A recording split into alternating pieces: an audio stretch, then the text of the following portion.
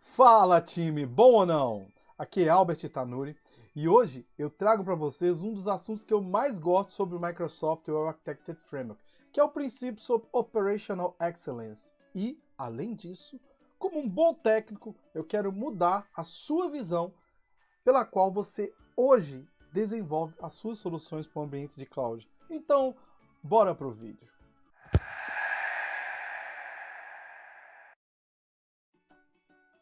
Operational Excellence é um assunto muito interessante.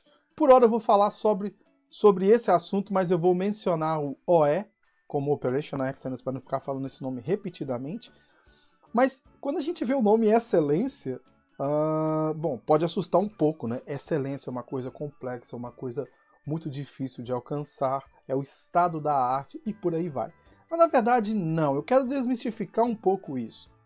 Nós vamos falar hoje sobre o OE em diferentes perspectivas, mas muitas dessas práticas talvez você já implemente ou trabalhe no seu dia a dia. E com certeza você já utiliza diversos conceitos que nós vamos falar aqui. Mas o que falta para nós profissionais, e eu falo principalmente por mim, é a ligação dos pontos, dos assuntos. Por que esse assunto é importante, como que relaciona esse assunto com esse outro assunto. E também eu quero que você entenda, a partir desse vídeo, que a complexidade ou a excelência, ela é feita justamente de pequenas simplicidades. E através dessas simplicidades, nós vamos implementar soluções cada vez mais robustas, sejam elas para entregar um recurso específico para dentro da minha organização ou externa à minha organização. Mas no fim nós vamos entender que muitas dessas práticas já são utilizadas, mas contudo nós não ligamos esses pontos. Então vamos lá para o nosso board aqui. O que é de fato o OE? Como eu já falei, é um conjunto de boas práticas. Só que essas boas práticas elas vão depender,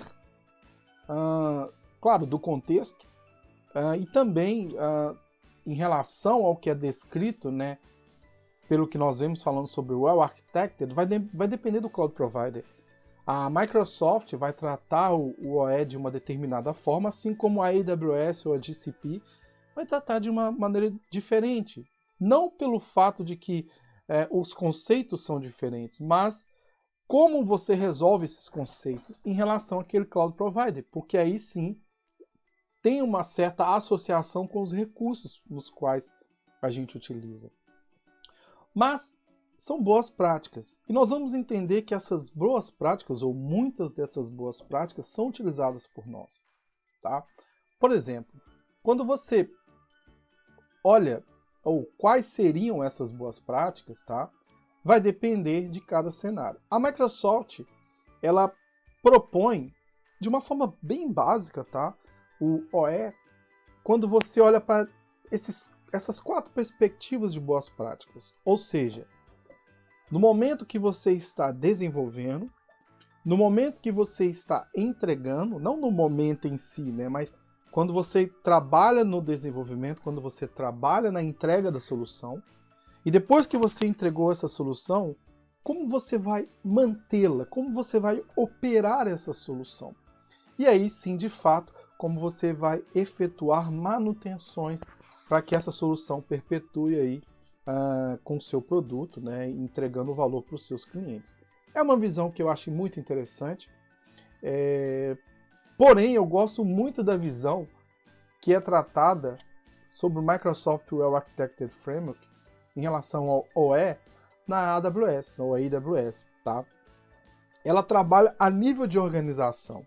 E esse conceito é muito legal, nós vamos falar um pouco mais sobre isso, tá? Ela fala sobre preparação, sobre a operação e sobre o envolvimento. E é legal que se você correlacionar esses pilares com o que eu falei anteriormente sobre os pilares da Microsoft, né? Organização, desenvolvimento, preparação, entrega, operação, manutenção e envolvimento. De fato, são assuntos correlacionados, mas a maneira que é tratada, e até mesmo quando a gente olha para o desenvolvimento, esse conceito da AWS da minha concepção, ele vai mais a fundo, ele consegue relacionar de fato as práticas que a gente precisa para operar com excelência.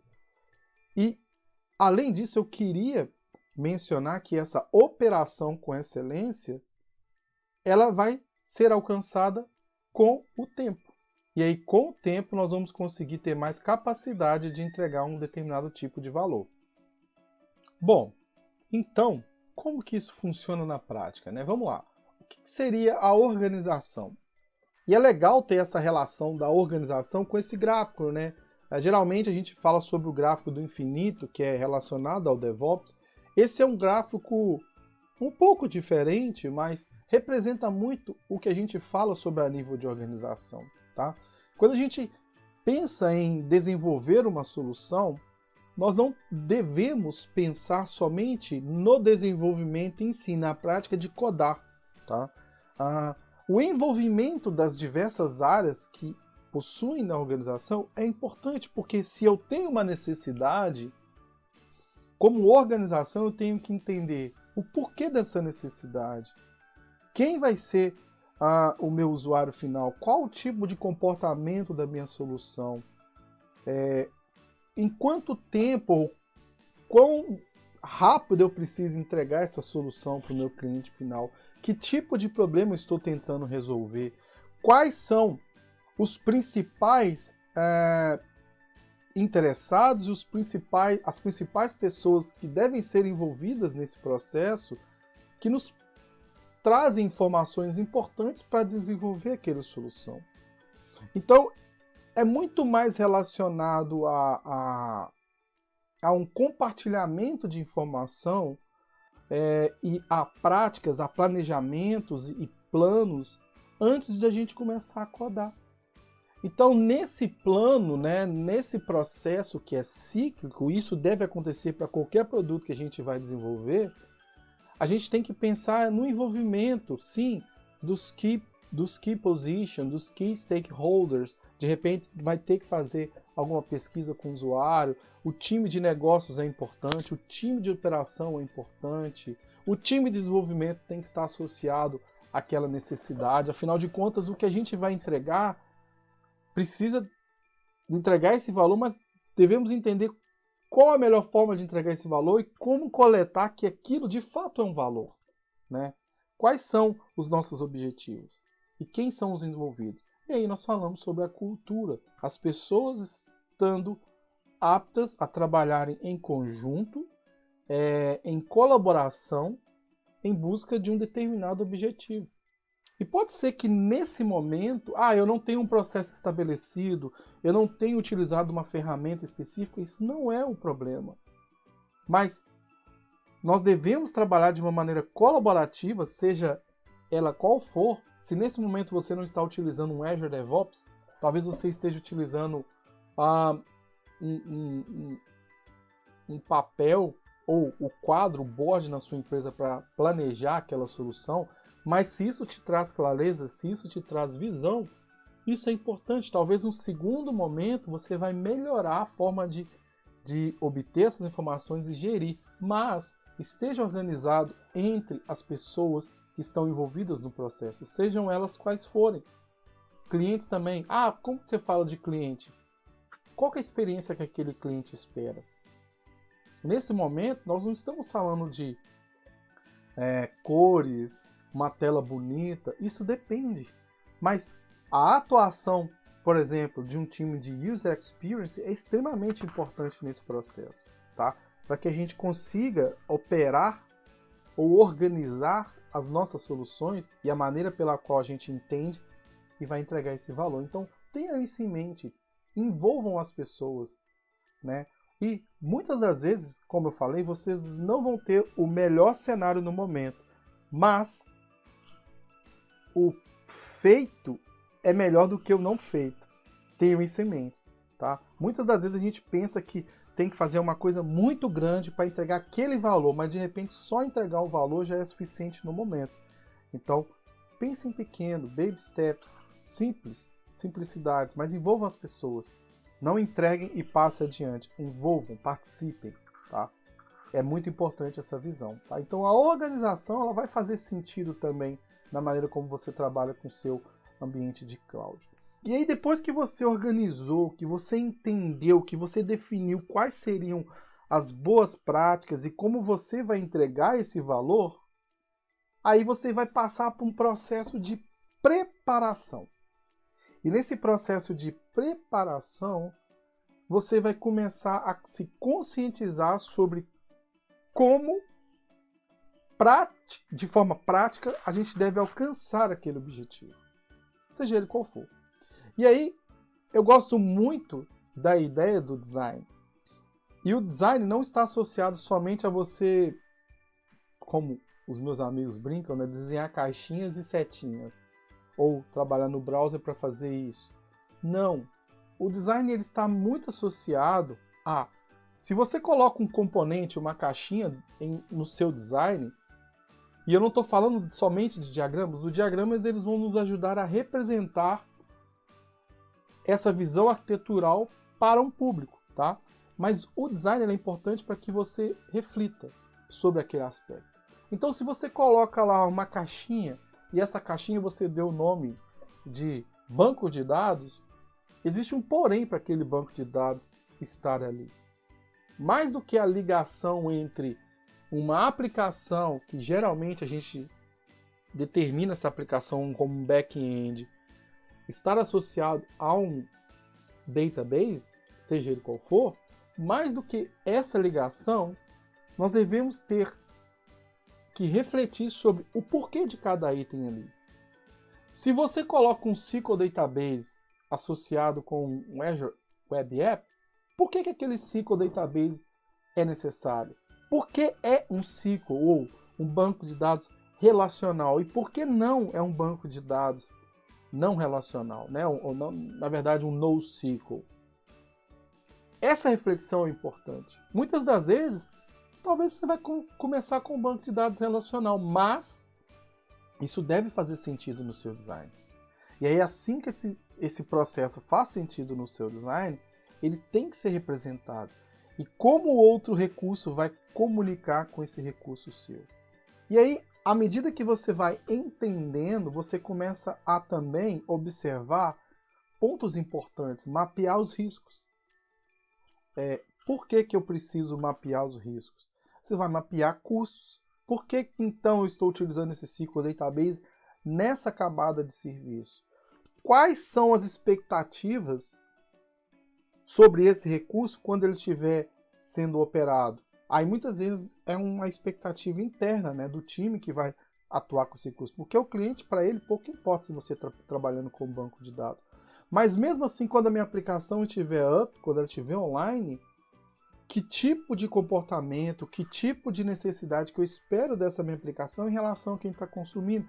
E aí muitas vezes você vai trabalhar em métricas, você vai trabalhar em pensar em formas de efetuar logs da sua aplicação. Então a preparação é um processo que ela está intimamente ligada à sua organização, né? Então eu quero entregar um valor, de repente, no primeiro momento eu não vou precisar, sei lá, de um AKS, de um cluster, de Redis e por aí vai.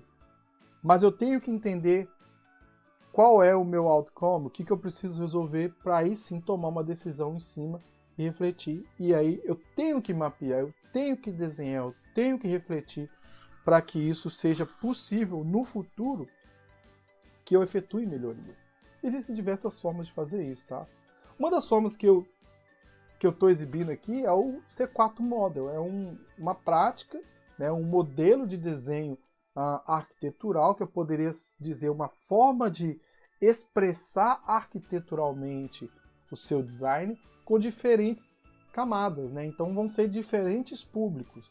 No contexto 1, você vai ter um público que é mais high level, não vai ter tanto entendimento sobre algumas particularidades, mas eles vão ter uma condição de saber, olha, aqui eu tenho um sistema, aqui eu tenho alguém que interage, aqui eu tenho um subsistema, aqui eu tenho um terceiro sistema que também interage com o meu contexto, e por aí vai. E à medida que você vai descendo os níveis, até chegar no nível 4, que é o Code, você tem específicos públicos para consumir esse modelo. Mas, de novo, mais do que desenhar o modelo e organizar ele de maneira bonita, a preparação em relação ao que foi organizado, em relação ao que você vai entregar, é importante para que você tenha capacidade de ter insumo suficiente para cobrir aquilo que vai permear os aspectos relacionados à sua aplicação que está no ambiente de cloud.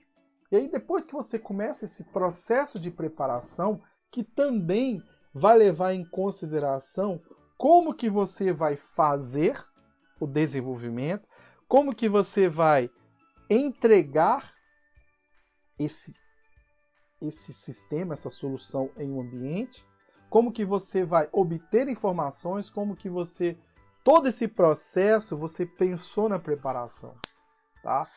Como que o time de negócio, por exemplo, vai saber que houve uma determinada alteração que vai impactar no usuário? Então, isso segue no seu processo de preparação. Mas aí, quando você passa por um processo de operação, é muito mais do que um CI e um CD. Tá? Tudo bem, o CI e o CD é parte, porque afinal de contas, se eu preciso entregar um valor, eu preciso entregar ele rapidamente. Mas, baseando-se dos dois itens passados, como que eu vou operar isso de maneira que eu seja ágil se houver alguma necessidade de correção de bug, se houver alguma necessidade, por exemplo, de aumentar a escala da minha aplicação, ou até mesmo se houver a necessidade de criar um outro ambiente para que eu possa efetuar testes mais específicos, ou até mesmo alguma situação específica em relação à minha solução, para que eu não entregue um valor de alguma forma que traga algum desconforto para o meu usuário. Então a operação ela é muito importante.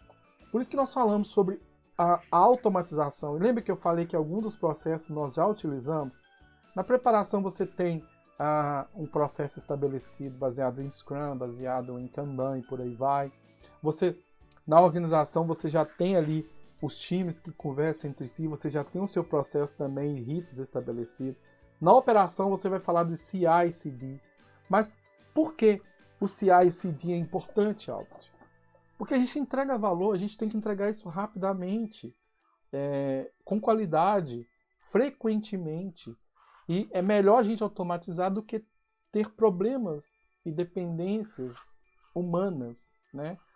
O humano vai fazer o processo manual, mas muitas vezes vai esquecer de alguma coisa.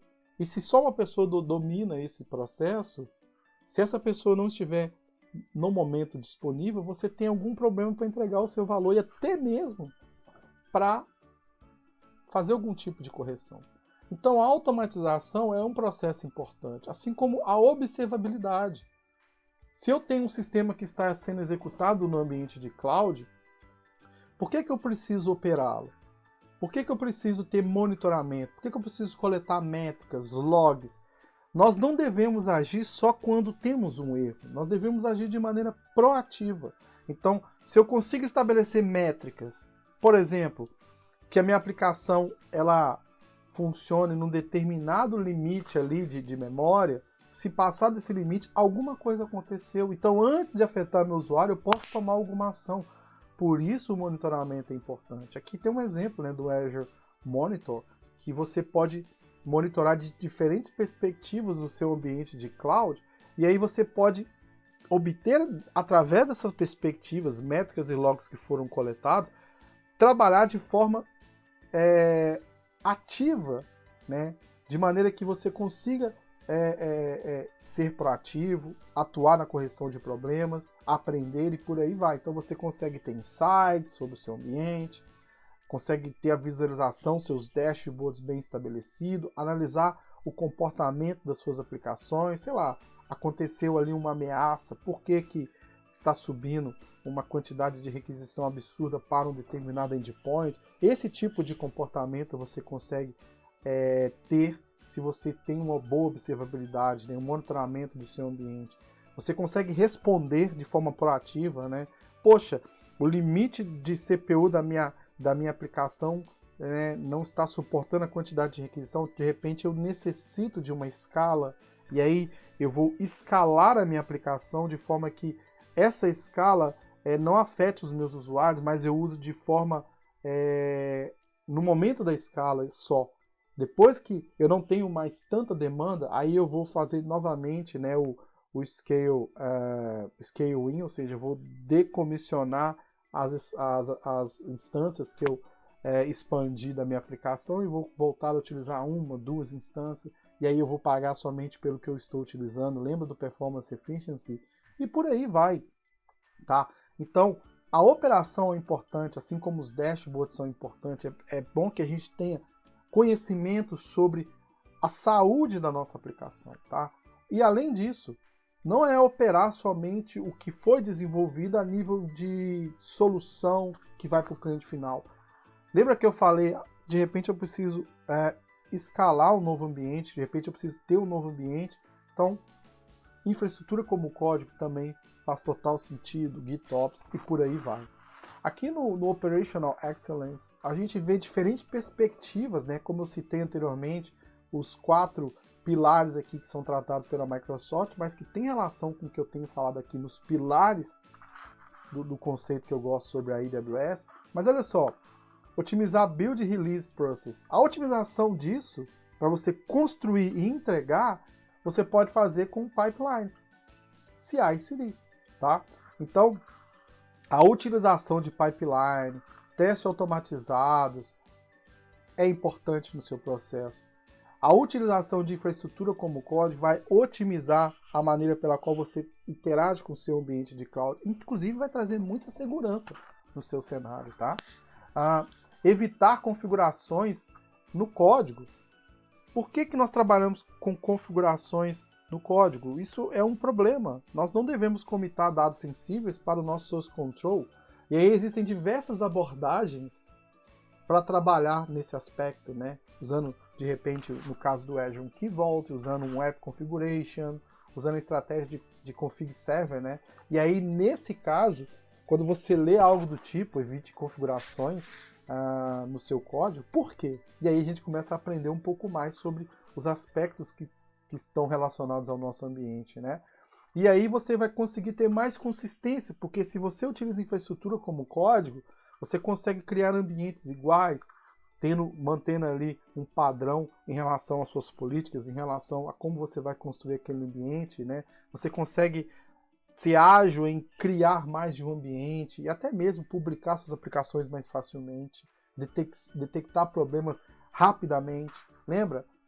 Simplicidades, tá? Se você entrega uma coisa simples, é mais fácil de você agir sobre essa simplicidade assim que há algum problema, até mesmo quando você entende que há alguma oportunidade de melhoria, tá?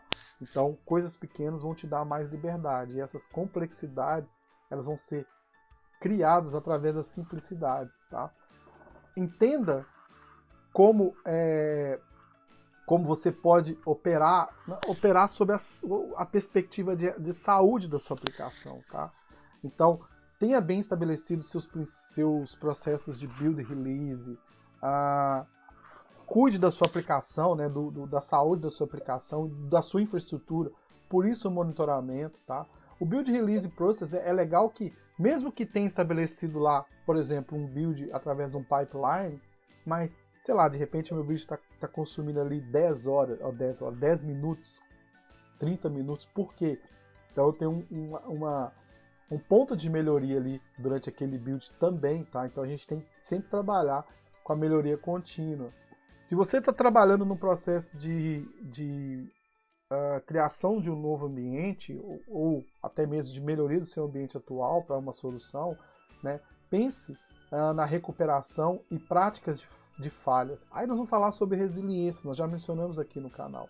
Tá? Então pense sobre disaster recovery, pense em criar cenários de caos da sua infraestrutura. O Azure tem ferramentas para isso, né? Chaos Engineer é muito legal que você, baseado numa aplicação que você está trabalhando no seu ambiente de cloud, e se eu desligar o banco de dados, o que acontece? E se eu, sei lá, tiver algum problema no primeiro ponto de acesso ali daquela região, o que vai acontecer com a minha solução? Então, tente testar nesses momentos, tá? De melhoria da sua aplicação, tente criar cenários onde você vai trabalhar com as falhas para que você esteja cada vez mais preparado para essas possíveis falhas, para essas possíveis não conformidades que podem acontecer no seu sistema. E aí você vai aprender muita coisa interessante, tá? Por isso você tem que trabalhar sempre com melhorias contínuas, tá? E aí eu comento mais sobre isso já já, mas olha só que interessante. Utilize, né, a arquitetura com baixo acoplamento. E aí nós vamos falar sobre utilização de arquiteturas modernas como microserviços. Por quê? E aí vem aquela discussão microserviços, monolítica e tudo mais. O microserviço, ele, a grosso modo, é uma pequena parte de uma aplicação que foi extraída ali, por exemplo, do monolítico. E aí você consegue, com essa pequena parte, ter mais independência ao publicar seu microserviço. Se acontecer um problema, você consegue voltar à versão, fazer o rollback de uma forma mais simples, você consegue agir mais rapidamente sobre o cenário. Ao ponto que se você tem uma aplicação muito grande, você tem muita dependência dessa aplicação. Então é mais difícil tanto atualizar quanto agir rapidamente sobre essa aplicação, porque ela tem tanta dependência que muitas das vezes pode causar algum problema em uma das partes dessa aplicação. Então, lembra que também faz sentido, no momento de preparação, no momento de design, você refletir sobre esses aspectos, o design da sua aplicação. Isso vai influenciar diretamente em quão capaz você é de entregar aquele valor rapidamente, porque aí vai ter uma estratégia arquitetural, e também em manter esse valor. E aí, o design da aplicação vai te ajudar nos recursos que você vai utilizar no cloud, vai trabalhar também no custo que você vai precisar para manter aquele recurso online.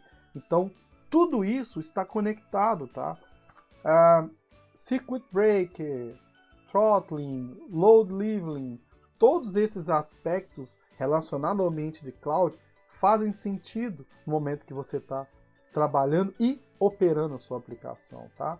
E esse aqui eu acho muito interessante, né? Estratégias de deployment.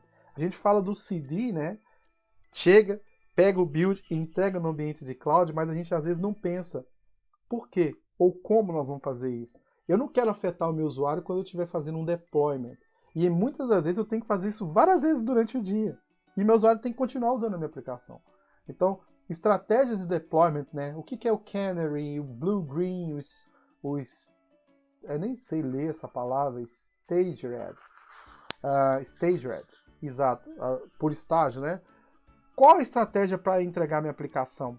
Então pensem nisso. O Canary é uma solução interessante, assim como o Blue Green. O próprio Web Services ele tem o Deployment Slot que nos ajuda a implementar um Blue Green, né? Eu tenho duas instâncias da minha aplicação funcionando. A que está recebendo requisições e a que ainda não está recebendo requisições. É o meu Deployment Slot.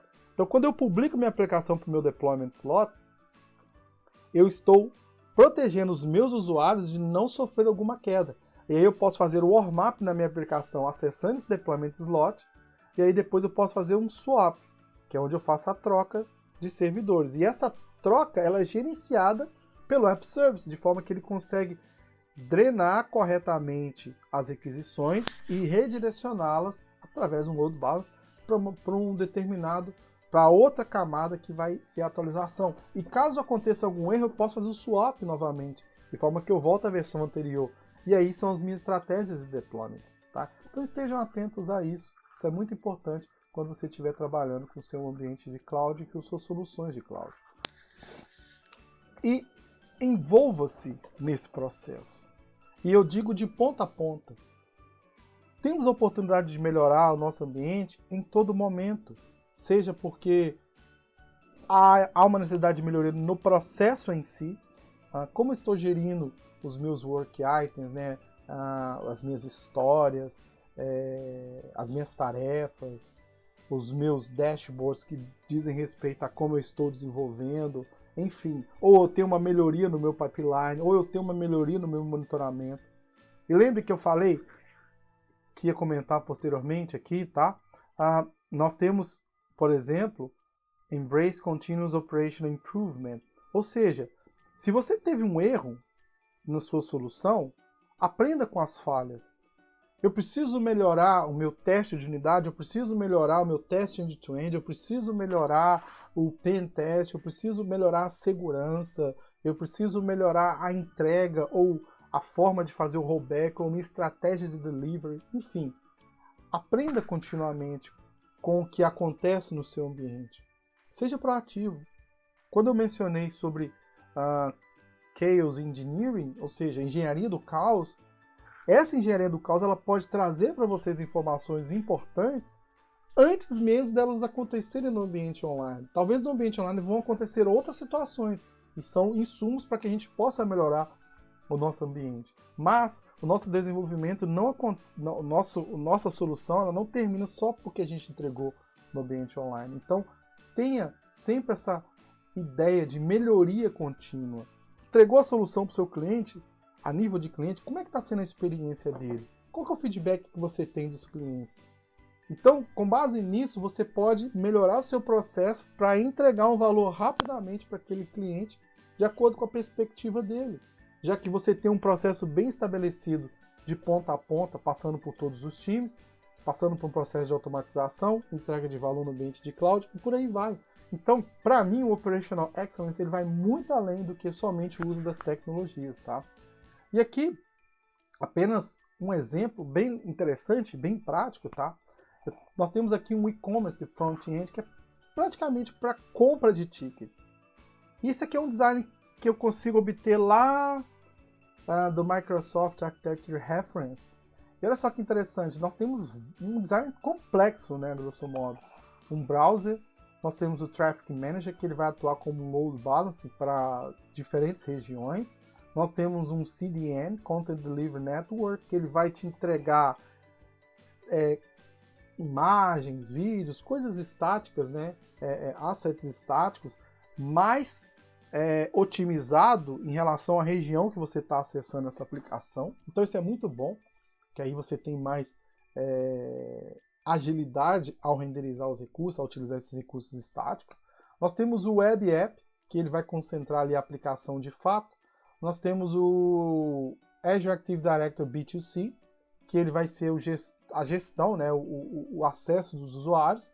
Nós temos aqui uma fila que ela está sendo trabalhada para quando há alguma compra de ticket, ou até mesmo para obter as revisões dos usuários em relação a essa...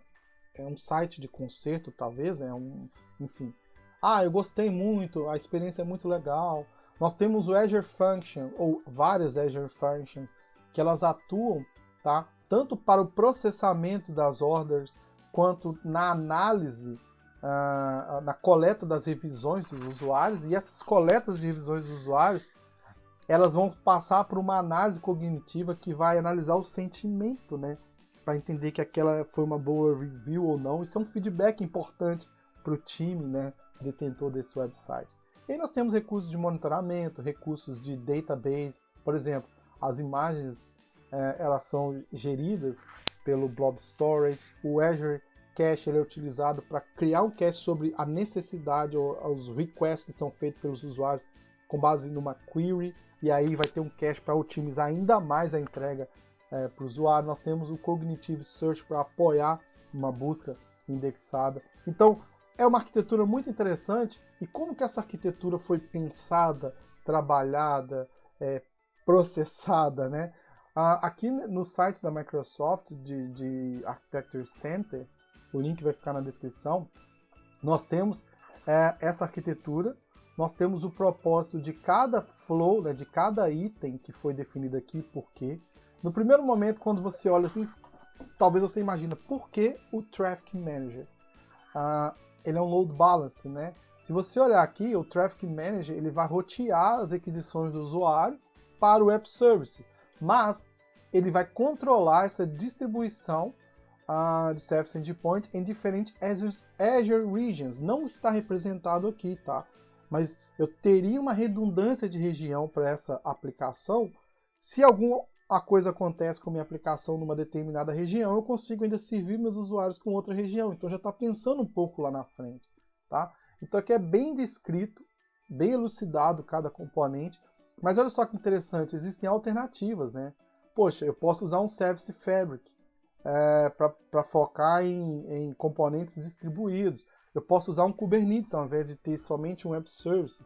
Eu posso usar um Azure Container Instance. Eu posso usar um Service Bus ao invés de utilizar um Storage Queue. Por quê? De acordo com a necessidade. Então, não preciso de um Service Bus agora, mas eu posso usar no futuro. Eu tenho um Cosmos DB, que é uma outra estratégia. Quais são os cenários que eu vou trabalhar? Quais são os potential use case, ou seja, onde que eu poderia utilizar esse tipo de arquitetura? Então, essa é uma arquitetura que ela precisa de uma escala, né? Uma escala elástica para os usuários em diferentes momentos. Essa aplicação ela foi desenhada para ser utilizada ou operada com alta disponibilidade através do Azure Regions. Ou seja, ele já tem alguns requisitos, né, que falam que essa aplicação possivelmente ela vai ter uma necessidade sazonal de muita disponibilidade, de muita requisição dos usuários, então ela precisa ser escalada, né? Então ela precisa estar sempre disponível. E o que é legal também você observar aqui é que existem considerações por disponibilidade, escalabilidade, segurança, resiliência, otimização de custo, enfim, vários aspectos importantes relacionados a essa arquitetura que estão relacionados também com os pilares do Well Architected Framework. Tá? Se você olhar na otimização de custo, por exemplo, utilizam camada medium para esse caso, esse exemplo representa um componente que indica um tamanho moderado, né, dessa camada de serviço, que eles estão estimando aproximadamente 100 mil usuários usando o sistema durante o mês. Então, olha só, até a estratégia de camada de serviço do ambiente de cloud, ela foi mapeada com base na necessidade do que é esperado. Então, aquela arquitetura ela suporta uma determinada demanda, tá? E ela também otimiza o custo. Então, esses aspectos eles devem ser considerados no momento que você estiver desenhando a arquitetura. E você viu que temos melhorias, né? Aspectos que podem ser melhorados, às vezes com o uso de outros serviços. Mas o que vai demandar o uso de um serviço A ou uso do serviço B é o feedback que a gente deve ter. A gente tem que olhar e observar as nossas aplicações e melhorá-las continuamente. Mas o mais importante é entregar o valor. O mais importante é fazer alguma coisa, entregar alguma coisa. Feito é melhor que não feito. Então é isso. É sobre o Operational Excellence que eu venho tratando. São assuntos bem diferentes. Muitas das vezes nós já trabalhamos com alguns conceitos, mas às vezes nós não conectamos os pontos. Então esteja preparado em trabalhar com seus times, sejam eles de quais áreas forem. Estejam preparados para ouvir, né, os seus clientes. Estejam preparados para ter feedbacks constantes sobre tudo que vocês fazem. No processo de desenvolvimento, qual o tempo que eu demoro para fazer um code review e aprovar um pull request? Isso é um feedback importante. Quanto tempo meus builds estão demorando para serem executados? Qual que é o problema que eu tenho mais recorrente no meu ambiente produtivo para entregar uma solução? Aprenda com os erros, aprenda constantemente, aprenda com as pessoas. Cada vez que você faz pequenas mudanças, pequenos passos que você pode dar em relação a cada um dos momentos do processo de desenvolvimento de uma solução, esses pequenos passos, as pequenas simplicidades, elas vão compor e gerar uma complexidade. E lembre-se, a excelência, ela é construída com o tempo. E muitas das vezes talvez a gente nem chegue na excelência, a gente chegue próximo de um aspecto que sim, é excelente, mas ela é construída. Então trabalhe na operação como excelência, Operation Excellence no seu ambiente, nesses aspectos que eu mencionei. Espero que isso tenha ajudado você no dia a dia. Deixe seu comentário aqui. Se você não é inscrito no canal, se inscreva, ative o sininho, compartilhe esse vídeo com mais pessoas e espero que você possa fazer as suas soluções agora de maneira mais excelente. É Code FC.